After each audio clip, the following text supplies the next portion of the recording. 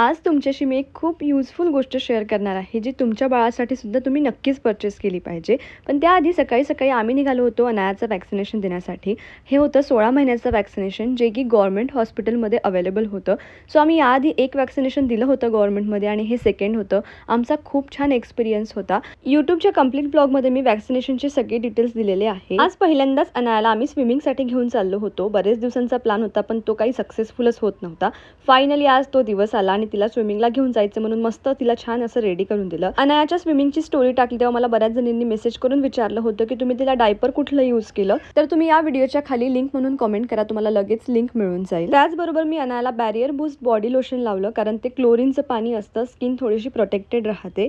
मग स्विमिंगला घेऊन गेलो. तिने इतकी जास्ती मज्जा केली. पहिल्यांदा स्विमिंग करत असं वाटत नव्हतं. प्रॉपर ती हातपाय मारायला शिकली आणि तिला इतकी मज्जा येत होती की तिने चक्क 2 तास स्विमिंग केली. रोशन थकला पण ती थकली नव्हती आणि तिला बाहेर पण यायचं नव्हतं. कसं बसं तिला बाहेर काढलं आणि तिला खूप थंडी लागत होती. घरी घेऊन आली, छान असं फ्रेश करून दिलं. त्यानंतर आमचे काही पार्सल्स आले होते, त्यामध्ये होते अनायाचे बुक्स आणि हे खरंच खूप जास्ती युजफुल आहेत. अनाया यातलं भरपूर गोष्टी छान शिकलेली आहे. तुमच्याशी मी हळूहळू सगळे व्हिडिओ शेअर करेल. सगळे तिला ॲनिमल्स, बर्ड्स सगळे यायला लागले आहे, फ्रूट्स, व्हेजिटेबल्स.